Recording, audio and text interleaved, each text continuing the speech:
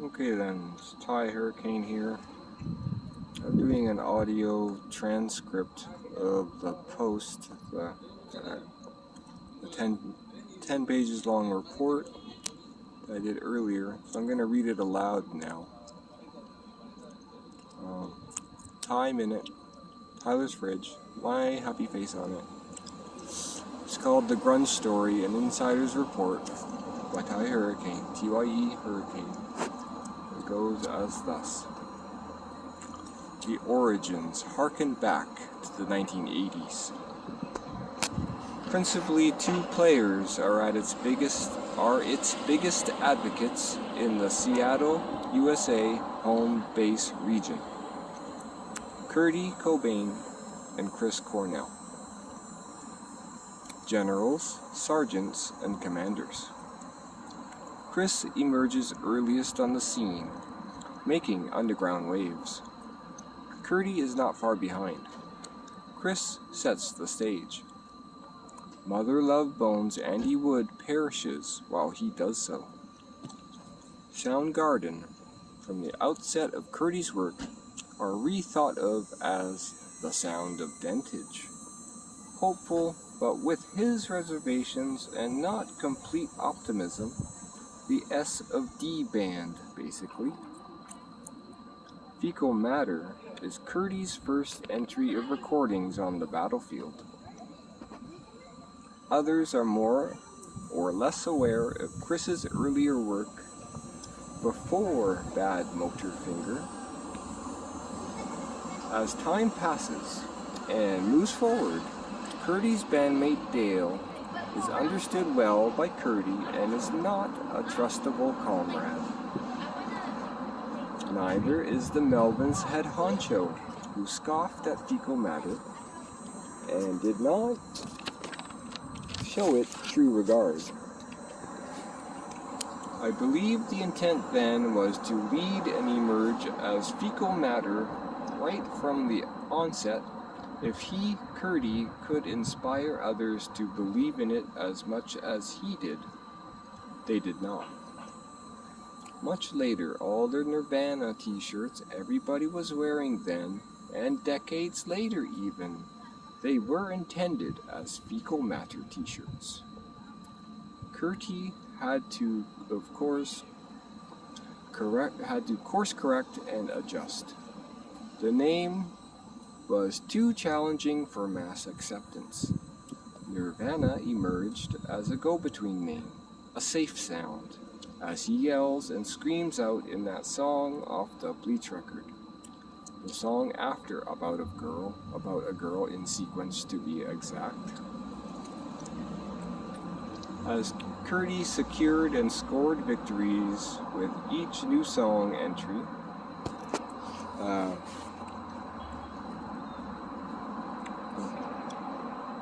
the album closer to Bleach, Big Cheese, hints that Teen Spirit has been produced, thought of, maybe even tape recorded somewhere in his personal private collection. Maybe just riffs and words have been thought out, no one can be really sure. Anyhow, and never minding that, the song and album gets worked through and completed and smells like Teen Spirit,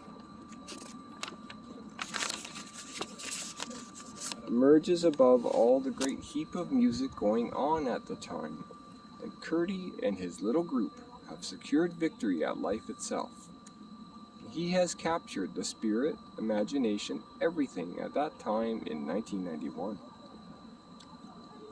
Hot on his heels and incensed that he did not emerge on the top of the great heap as number one, Chris Cornell pens and moans about it in the song Outshined.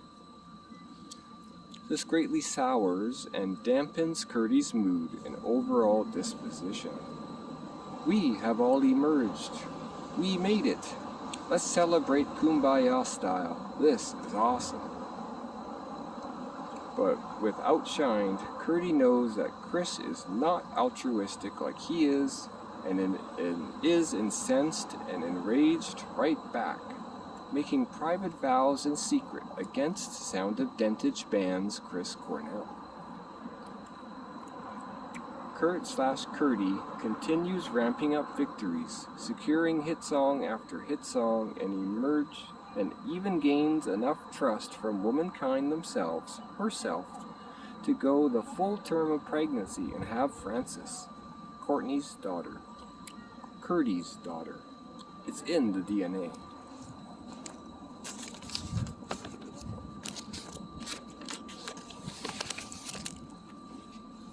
Somewhere in all of this madness and activity and frenziedness, Kurt clues in an interviewer. If we stop making good music, me and Courtney are forever partners, and we will know the time has come to call it over and done with. Incesticide record emerges on the scene with fanfare. However, the author has a note here on Nevermind. After Teen Spirit caught on, they, the overlords, powers at the label, ought to have doused out that fire and let things smolder for a while. Ought to have released a second single, Polly or something in the way, instead of In Bloom. Their record sequencing is great in itself, and they dishonored his more quieter and melodic side, made it infinitely harder on the artist himself to adjust and get comfortable into actual and realized celebrity life now. Courtney in this was likely the victim of being big money influenced and controlled because of this, and the two were helpless against extreme money being made and fluctuating, swinging out of control and in turbulence. Incesticide thus remains as Curdy's last listenable and good record he ever produced. So as author, an uber super fan myself, the train stops there for me now if I listen back. The follow-up, In Utero, was the derailment and is a bad record, and if I have anything to say that is heard by fans of Curdy's work, it is to not engage or listen and not be into that record at all anymore. It's a chemical hazard and dangerous toxic waste area of an album. So if you're sensible, wise, and well-adjusted, steer clear of that one. Stay in the good zone and boundaried in zones of the three main principled and good albums of 1. Fecal matter, illiteracy will prevail. 2. Bleach. 3. Nevermind, Nirvana here. And 4. Oops, Incesticide.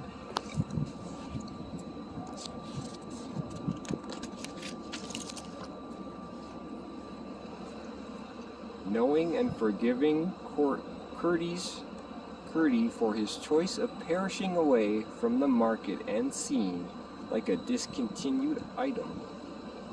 Chris Cornell emerges as top grunger in the world, and Curdy, reading the signals and between the lines, knows it's bad to wish ill of someone like of Curdy's Teen Spirit success, that as predicted, Chris would be down and depressed about Curdy's going away, not elated and triumphantly happy to see the man, the one in his way, step aside and say, "You got your wish, now go lead it." Chris pens out the gate Black Hole Sun, and does not live himself by the dictates of Outshine and its album. Rather, he goes into Super Unknown, a fecal matter nod back, perhaps, an acknowledgement back, maybe. Anyhow, in any way, others arrive as principal and important players on the grunge scene in their own much regarded and loved rights of their own. Alice in Chains, Stone Temple Pilots to name a couple. But not to veer too far away from our principal story, Chris Cornell seemingly finds adjustment as grunge kingpin, collecting up sizable victories and fans along his journey out of Super Unknown. As Curdy knew, though Chris was way more into a Led Zeppelin-y type of overly complicated and highly thought out type of music, that was way the hell off of the grunge in punk rock and grunge style, and scene that Curdy wanted desperately to lead. Nevertheless, an eventual time came at the ripe age of 52, old age, for Chris Cornell, morally reprehensible to himself, having been leader of the grunge platoon and command after Curdy's self-dismissal, all his fellow commanders died all around him. The Lane Staleys, the Scott Whalens, the others. Like those and others lured into the dark abyss, so to speak, that Chris, though feeling that way, and rightfully so, did not bear it out patiently and time wisely enough to go and get himself re-kinged and re-anointed into the 27 Club ×2, aged 54. Though the spot and place were open to him, and he could have emerged upwards and more fantastically if he had considered such a thing, which I supposed surpassed his overly intellectual thinking to play things more simply and more coolly. Alas, it was lost on him, and he chose death, making everyone around him mournful, not in upwards optimism to remember the time when Chris did that, this, or that? That did not come to bear.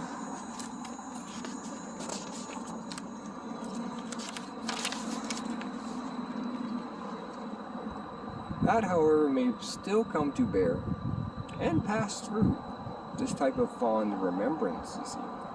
For Curdy again, if we be mindful and cautious, and take warning seriously to disregard his work and shelve it all away as like unredeemable and not worth anybody's good time anymore, stopping ourselves fully, completely, and totally at 1992's Nirvana's Incesticide album and record. The other fans unaware of me, the author and writer, and of these facts, God has helped them, but there's not much else that can be done. In conclusion to this report by tyehurricane, new grunge advocate and best player of it active today in the 2010s and the 2020s, I hope that after hearing, seeing, feeling this report, the present and new generations of young ones will be open and inspired past the old grunge scene with all its primary, most forceful, and best representative records and overall landscape around it coming to a head around 1994. A song entry of my own, personally online, 1994, We're Back In, with its refrain of Time is timeless, time is timeless. Amongst other current goings-ons, and having exhausted or deeming it not very necessary really, like who wants to really listen to their parents' music, yuck and gross, that the hashtag new grunge of this author and musician, writer, will encourage those born primarily 2005 to 2010, somewhere around 11 to 13 years old now, to try listening to hashtag new grunge rock music that is geared and speaks for them and to them. Start with me, tyehurricane, the beginning.